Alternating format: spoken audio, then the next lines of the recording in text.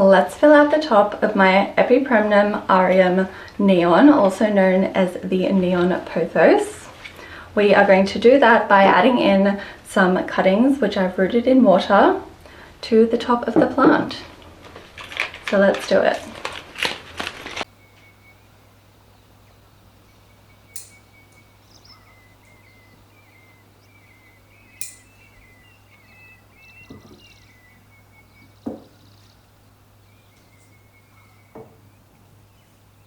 Hello, I'm Jacinta. Welcome back to my channel, Past That Plant.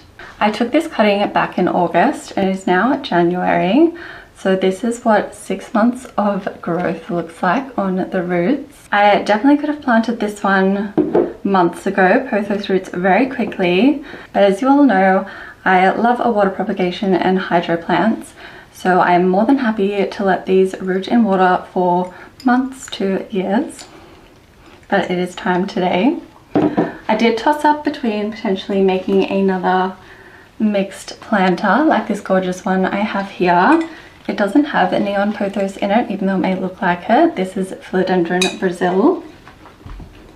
I have lots of other pothos cuttings which are ready to pot up, which is why I considered making another mixed planter, but the top of this one could look better. She's definitely long enough, but we want a bushy top as well as length. So I'm going to add it back in here, and then the next time I chop and prop, I may make another mixed planter then.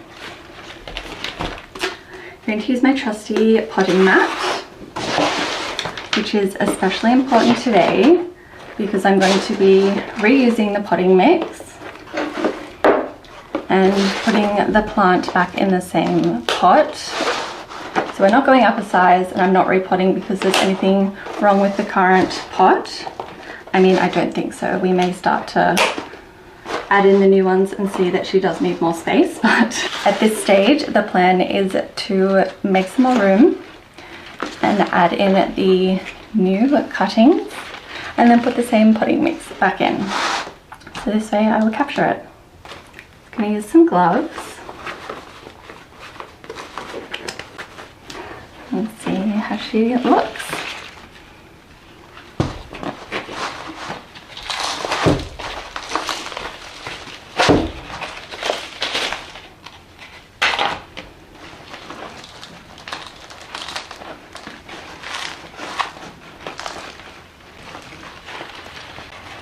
It's not a super extensive root ball, so we definitely don't need to go up a pot size. It is interesting to see how thin these roots are compared to the roots of my water propagation, which are very thick and healthy.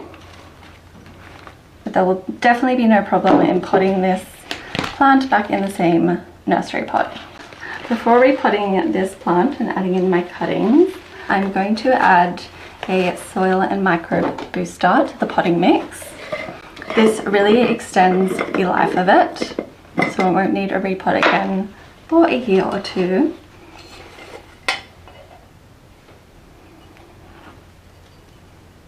It is a good idea to wear gloves and other protective gear when using potting mix, fertilizer, anything like that. If I was repotting outside, I would probably use protective glasses and possibly a face mask as well, just to protect myself from breathing it in. But as I'm inside, there is no wind blowing it around. I'm adding a few mesh rounds to the base of my grower's pot. This will help stop the potting mix falling straight out the bottom. There's quite big holes in the base of growers' pots, so the mesh is a good hack. Now let's scoop the potting mix back into my grower's pot.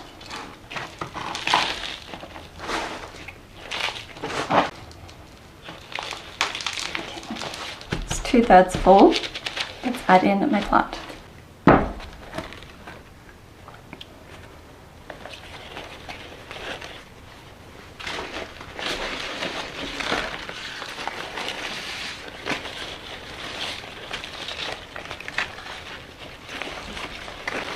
Keep losing the gloves so I can do this better.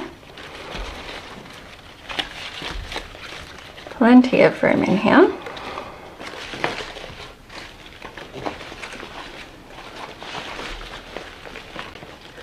I already had 3 vines growing in here. Now we have 2 more, so there is 5. So this is going to be lovely and full. Just spread them out a little bit.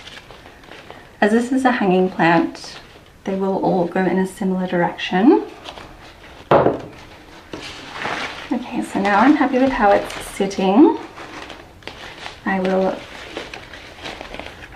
add the remainder of the potting mix to the top, and then I can always add some more fresh potting mix if we need it.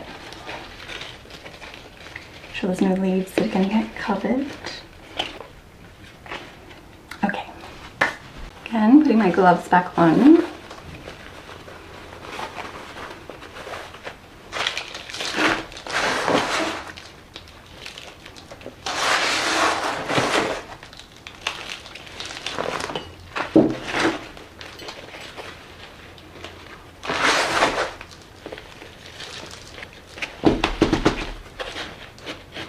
I'm going to add just a touch of fresh potting mix on the top. I think she needs a little more. Adding some indoor potting mix. I said this in my last video, but I really want to reiterate that potting mix is not the same as general garden soil.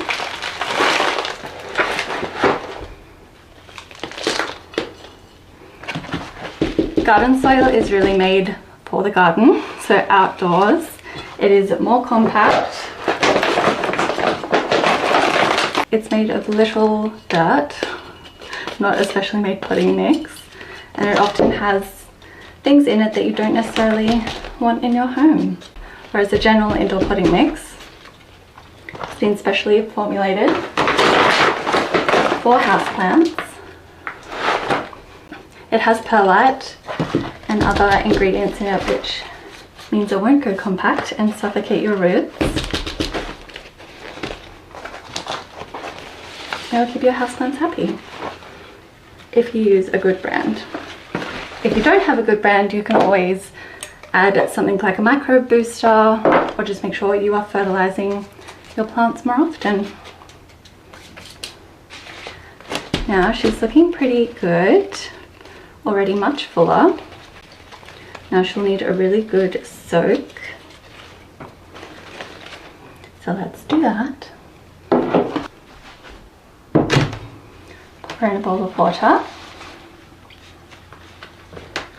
Then I'm going to top water as well with the water she was rooting in, as this has lots of good rooting hormones in it, and we really want to wet the top.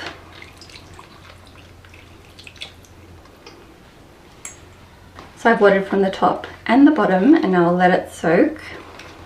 Whenever you're transferring a water propagation to a potting mix, you want to make sure that your potting mix is very, very wet, especially the first week or so, because the plant has been growing in water and the roots are used to being very wet and hydrated, and they will not like being put into a dry potting mix. This is how you can have issues such as transplant shock. Okay, let her soak for a while, and we'll put her back where she belongs.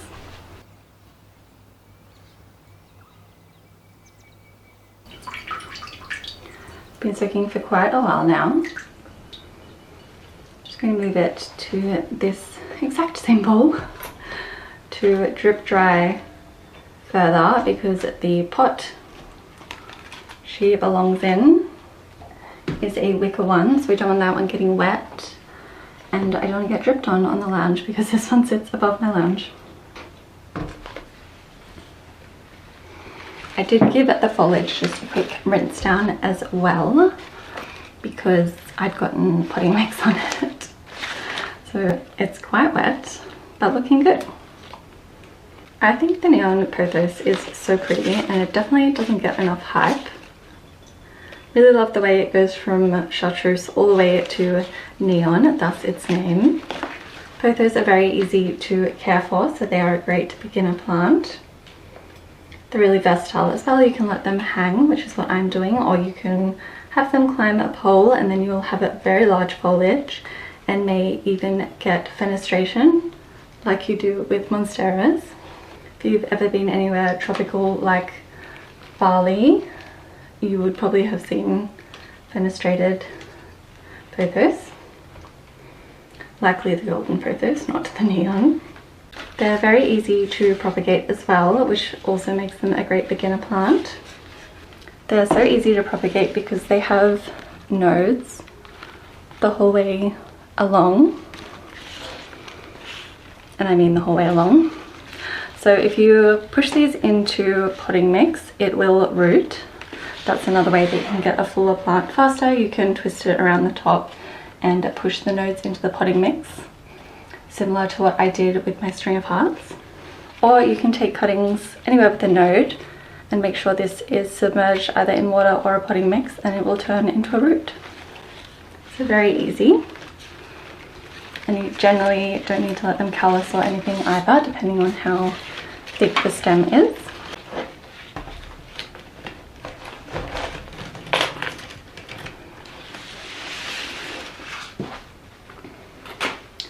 There you have it. Beautiful and full on the top now. And this will grow 2 full new vines.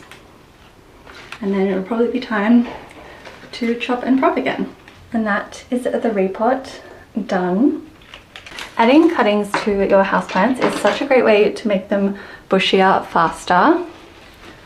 You can of course make a mixed planter if the plants have a similar care need. Or just like with the Neon Pothos, you can take lots of cuttings and plant them up together to make a really full, beautiful plant like I have with my Begonia maculata. It is time to put this pothos back where it belongs. I am trying not to be verbose, but I will go through its care now as well. The Epipremnum aureum is such an easy plant to take care of. Mine hangs here in the corner and gets indirect sunlight. As always, you want a well-draining potting mix, and you can use an indoor potting mix or an aeroid mix. Make sure that your pot has drainage holes, of course. Fertilize this one every 4 to 6 weeks in the growing season, which is when it's warm, and less in the cooler seasons when your plant is going dormant. If your vines are going bald, it is a sign that you need to trim it back. Super easy to propagate. I water it weekly in summer and less in the cooler months. And lastly, this plant is toxic for both humans and pets, so keep it away from your four-legged friends.